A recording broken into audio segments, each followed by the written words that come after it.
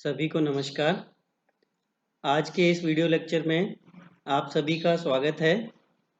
आज हम EL 309 third year electronics का जो सब्जेक्ट है कंप्यूटर कम्युनिकेशन, उसके चैप्टर 2 नेटवर्क फंडामेंटल के अगले भाग में टॉपिक 2.1 नेटवर्क टोपोलॉजी, जो हम इससे पूर्व में भी डिस्कस कर रहे थे, उसमें हमने अभी तक ये देख लिया था कि नेटवर्क टोपोलॉजी क्या होती है और कितने प्रकार की होती है, और उसमें से एक टोपोलॉजी हमने बस टोपोलॉजी लास्ट लेक्चर में डिस्कस कर ली थी। इसी श्रृंखला में आज हम स्टार टोपोलॉजी को डिस्कस करेंगे। जैसा कि हमने पहले के लेक्चर्स में देखा था कि टोपोलॉजी का अर्थ होता है कि किस तरह से हमारा नेटवर्क बनाया गया है, कनेक्शंस किस तरह से किए गए हैं। तो स्टार टोपोलॉजी की हम बात करेंगे। स्टार टोपोलॉजी में, in star topology each device has a dedicated point to point link only to a central controller usually called a hub. यानी कि स्टार टोपोलॉजी, जैसा कि पूर्व के एक लेक्चर में मैंने डिस्कस भी किया था, इस तरह से स्टार की जो शेप होती है,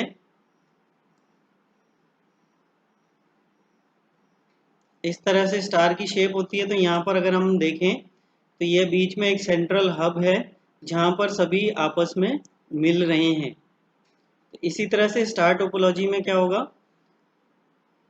प्रत्येक डिवाइस या नोड, हमने कहा था कि एक जनरल टर्म हम यूज करेंगे नोड, ईच डिवाइस या node has a dedicated point to point link, यानी कि हर एक डिवाइस का एक dedicated point to point link होगा। किसके साथ? सेंट्रल कंट्रोलर, जिसको कि हम जनरली हब कहते हैं, कि एक सेंट्रल कंट्रोलिंग होगा। डायग्राम देखते हैं हम इसका, डायग्राम से आपको समझ में आ जाएगा। इस तरह से ये होगा, ये एक सेंट्रल कंट्रोलिंग हब होगा। जरूरी नहीं है हब हो, दूसरा भी डिवाइस हो सकता है, तो इसे जनरली हम हब कहते हैं। स्विच हो सकता है, राउटर हो सकता है, गेटवे हो सकता है, तो ये कुछ भी हो सकता है। हब हब कह लें या इसको सेंट्रल कंट्रोलिंग डिवाइस कहते हैं हम।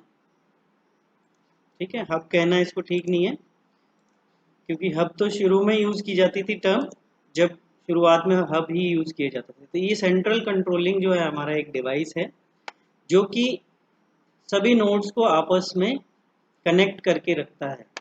तो यहाँ पर हमने कहा कि each node has a dedicated point to point link only to a central controller, यानी कि हर एक नोड को इस तरह से ये एक लिंक है, डेडिकेटेड पॉइंट टू पॉइंट।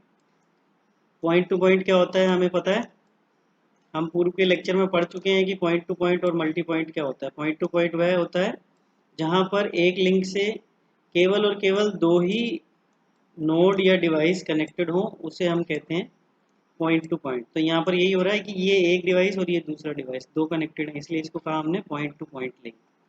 तो यहाँ पर जैसा कि हमें दिख रहा है, प्रत्येक नोड एक point to point dedicated link द्वारा सेंट्रल कंट्रोलर जो डिवाइस होता है उससे जुड़ी हुई रहती है।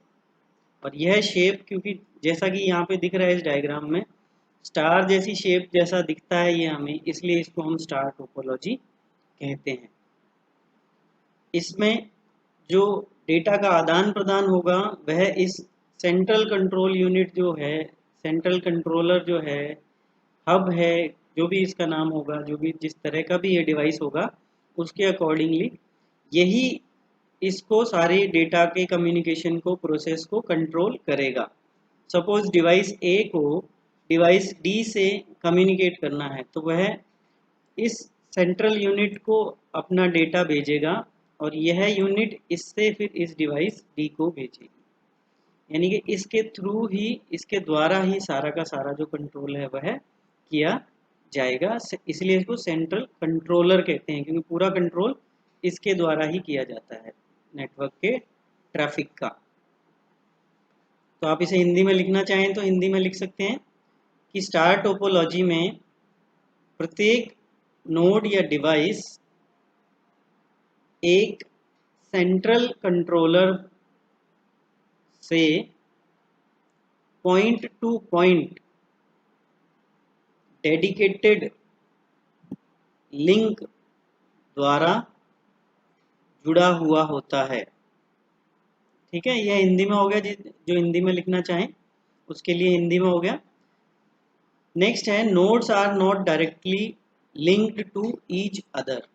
जैसा कि मैंने अभी बताया कि जितने भी नोड हैं वे आपस में एक दूसरे से डायरेक्टली जुड़े हुए नहीं होते हैं, वह इस सेंट्रल कंट्रोलर के द्वारा जुड़े हुए होते हैं। तो जो भी कम्युनिकेशन होगा वो इस सेंट्रल जो कंट्रोलर है हमारा उसके द्वारा ही होगा। The controller acts as an exchange, एक एक्सचेंज की तरह कार्य करता है जो डेटा को एक जगह से दूसरी जगह पर भेजता है, यानी कि एक्सचेंज करता है डेटा को। If one node wants to send data to another, यानी एक नोड यदि किसी दूसरे नोड को डेटा भेजना चाहती है, it sends the data to the controller, यह उस डेटा को उस कंट्रोलर जो यूनिट है सेंट्रल कंट्रोल जो कर रहा है उसको भेजती है, which then relays the data to the other connected node, जो कि ये यूनिट के पास आ गया, ये कि क्या करेगी, इसको रिले कर देगी, यानी कि भेज देगी उस नोड पर जिस पर कि इसको भेजा जाना है, जो इससे जुड़ी हुई है। जैसा अभी मैंने बताया था कि सपोज नोड ए को डेटा भेजना है नोड डी को, नोड ए से डेटा भेजा जा रहा है नोड डी को, उसके लिए यहाँ से डेटा भेजेगी इस सेंट्रल यूनिट को और यह यूनिट फिर इसको आगे भेजेगी। तो ये स्टार टोपोलॉजी में जो नेटवर्क है हमारा उसकी वर्किंग होती है कि इस तरह से डेटा एक नोड से दूसरी नोड पर जाएगा। ए को किसी नोड को किसी भी दूसरी नोड को भेजना है तो वो इस यूनिट के द्वारा ही भेजा जाएगा। अब अगर हम स्टार टोपोलॉजी के बारे में डिस्कस करें तो इसकी एडवांटेज क्या होती है। सबसे पहली इसकी एडवांटेज जो है वो है रोबस्टनेस। रोबस्टनेस का मतलब क्या होता है? रोबस्टनेस का मतलब ये होता है कि अगर कोई खराबी आती है किसी भी तरह की तो वह उन परेशानियों या खराबियों के प्रति कितनी मजबूती से खड़ा रहता है, कोई भी चीज़, उसको हम उसकी रोबस्टनेस कहते हैं। तो यहाँ पर हमने लिखा if one link fails only that link is affected, यदि कोई लिंक फेल हो जाता है तो केवल वह लिंक ही उससे प्रभावित होगा। जैसा कि अगर मैं यहाँ वापस से आपको डायग्राम बना के बताऊं, ये हमारी टोपोलॉजी है, इसमें ये सारी नोड इस सेंट्रल यूनिट द्वारा जुड़ी हुई है।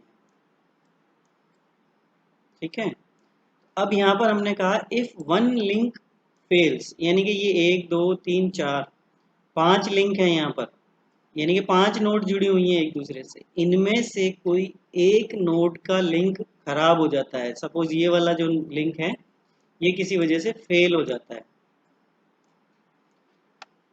Only that link is affected. तो अब अगर हम यहाँ पर देखें तो बाकी नेटवर्क पर क्या प्रभाव पड़ेगा, केवल और केवल यह नोड जहाँ पर कि ये लिंक फेल हुआ है, केवल ये ही एक ऐसा होगा जो कि बाकी नेटवर्क से नहीं जुड़ पाएगा। बाकी जो जितने भी नोड हैं उन पर किसी भी तरह का कोई भी प्रभाव नहीं पड़ेगा, केवल इस नोड से कम्युनिकेशन जो है वो बंद हो जाएगा। बाकी जितने भी नोड हैं वे अपना कार्य जैसा करते थे पहले वैसा करते रहेंगे, केवल इस नोड से जो कम्युनिकेशन हो रहा था इस नोड से डेटा नहीं भेजा जा सकेगा और ना ही इस नोड को डेटा भेजा जा सकेगा, यानी कि ये नोड क्या होगी, नेटवर्क से डिस्कनेक्ट हो गई। यही बात यहाँ पर कही है, इफ वन लिंक फेल्स, एक लिंक फेल होता है, only that link is affected, केवल वही लिंक उससे प्रभावित होगा, all other links remain active, बाकी जितने भी लिंक हैं वह सारे लिंक जो थे वह सारे के सारे ही एक्टिव रहेंगे, यानी कि उनमें कोई प्रभाव नहीं पड़ेगा। This makes fault identification and fault isolation easy. अब इससे क्या हमें सबसे बड़ा फायदा क्या होगा, तो फॉल्ट को आइडेंटिफाई करना, केवल जो नोड नेटवर्क से डिस्कनेक्ट हो गई है उसको हम आइडेंटिफाई कर सकते हैं कि कौन सी नोड जो है उस पर से डेटा भेजा नहीं जा रहा है या उस पर डेटा नहीं भेजा जा सक रहा। तो उसको हम आइडेंटिफाई कर सकते हैं। और यदि कोई नोड खराब हो गई है या कोई लिंक खराब हो गया है तो केवल केवल उसको ही हमें इससे हटाना है।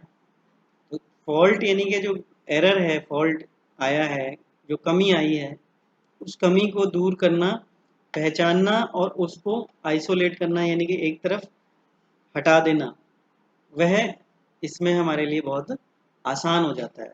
क्यों? क्योंकि हर एक लिंक नोड जो है वह अपने इंडिविजुअल एक लिंक द्वारा कनेक्टेड है। In star topology each node needs only one link and one input output port to connect it to any number of others, any number of others यानी कि node, any number of other nodes कर लें आप, इसको थोड़ा सा आसान लिख लेते हैं भाषा, अदर नोड्स। यानी कि इन स्टार टोपोलॉजी में हर एक नोड को केवल और केवल ये एक ही लिंक, एक नोड को एक ही लिंक की आवश्यकता है इनपुट आउटपुट के लिए और दूसरी नोड से जुड़ने के लिए। अब ये एक से इस सेंट्रल यूनिट से जुड़ गई है कंट्रोलर से। अब इसके द्वारा ही ये कितने मर्जी और जितने भी हम नोड से इसे जोड़ना चाहें जोड़ सकते हैं।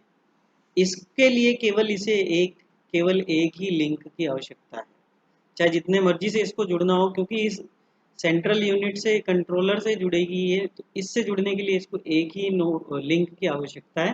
तो ओवरऑल इसको कितने भी नोड से जुड़ना हो, केवल और केवल एक ही नोड से, एक ही लिंक से इसका काम चल जाएगा, एक ही लिंक की इसे आवश्यकता होगी।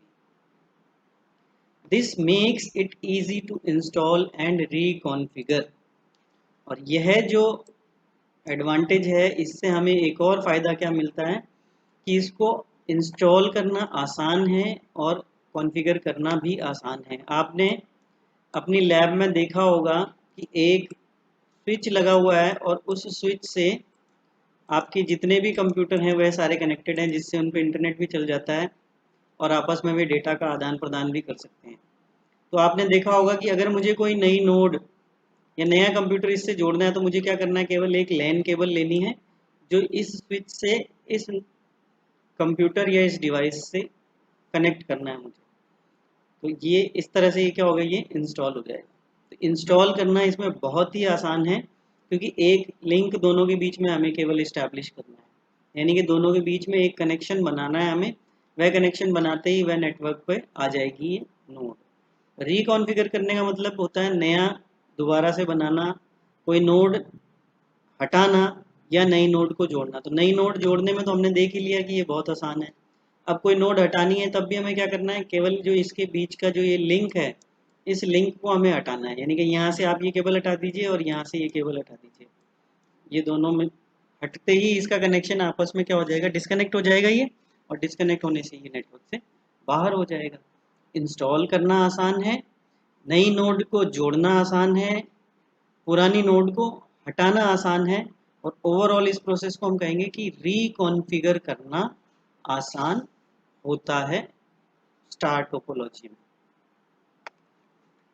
डिसएडवांटेज, इसकी एक ही मेन डिसएडवांटेज है और वह यह है कि it uses one controller hub और device, so if it fails then the whole network goes down. यह एक अकेला एक सेंट्रल कंट्रोलर जो है उसे यूज किया जाता है, जो कि बाकी सभी से इसको जोड़े रखता है, यानी कि पूरे नेटवर्क को कंट्रोल करता है, पूरे नेटवर्क को आपस में जोड़ कर रखता है। अगर यही फेल हो जाता है तो क्या होगा, पूरा नेटवर्क ही बंद हो जाएगा। यदि मैं बात करूं, इसी डायग्राम से हम समझ लेते हैं।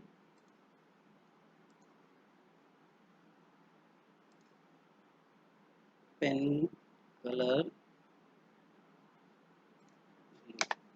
यह जो मेरा कंट्रोलर है, सेंट्रल कंट्रोलर, यदि किसी वजह से यह खराब हो जाता है, फेल हो जाता है किसी वजह से, तो क्योंकि सारा डेटा इसी के थ्रू जा रहा था, इसी के थ्रू सारी नोड जो थी वो आपस में कम्युनिकेट कर रही थी, तो वह कम्युनिकेट नहीं कर पाएंगे, यानी कि पूरा का पूरा जो नेटवर्क है हमारा, वह पूरा नेटवर्क ही ठप पड़ जाएगा। ये इसकी एक मेन और सबसे बड़ी डिसएडवांटेज है। बाकी एडवांटेजेस इसकी काफ़ी हैं, बहुत आसानी से इसको हम बना सकते हैं, यूज़ कर सकते हैं। इसलिए आप अधिकतर पाएंगे कि जितनी भी हम लेन बनाते हैं उनमें अधिकतर स्टार टोपोलॉजी ही काम में ली जाती है, क्योंकि इसको बनाना आसान है। खर्चा भी इसका ओवरऑल एवरेज अगर देखें तो वह बाकी कई जो टोपोलॉजी हैं उनके मुकाबले कम पड़ता है। कई सारी एडवांटेज हैं, वह जब हम कंपेयर करेंगे बाकियों से तब हमको और अच्छे से समझ में आ जाएंगी। और ये एक जो इसकी डिसएडवांटेज है, इसका हमारे पास कोई भी हल नहीं है कि जो सेंट्रल हब है हमारा या कंट्रोलर जो है वह अगर फेल हो जाता है तो पूरा नेटवर्क जो है वह पूरा का पूरा नेटवर्क डाउन हो जाता है। होल नेटवर्क गोज डाउन, यानी कि हमें फिर उसको पूरे को ही नेटवर्क को बंद क्या करना पड़ेगा, वो अपने आप ही बंद ही हो जाएगा। ठीक है, तो ये इसकी डिसएडवांटेज है। तो आज की क्लास में हम इतना ही करेंगे। आज हमने देखा स्टार टोपोलॉजी क्या होती है और किस तरह से इसमें डेटा का आदान प्रदान एक नोड से दूसरी नोड पर होता है, इसके मुख्य एडवांटेज और डिसएडवांटेज क्या हैं, यह आज हमने डिस्कस कर लिए हैं। आज के लेक्चर से या इसके प्रीवियस किसी भी लेक्चर से रिलेटेड आपकी कोई क्वेरी या आपका कोई फीडबैक हो, उसके लिए आप मुझे मेरी ईमेल आईडी sunil13982@gmail.com पर मेल कर सकते हैं। आज के लेक्चर में इतना ही। धन्यवाद।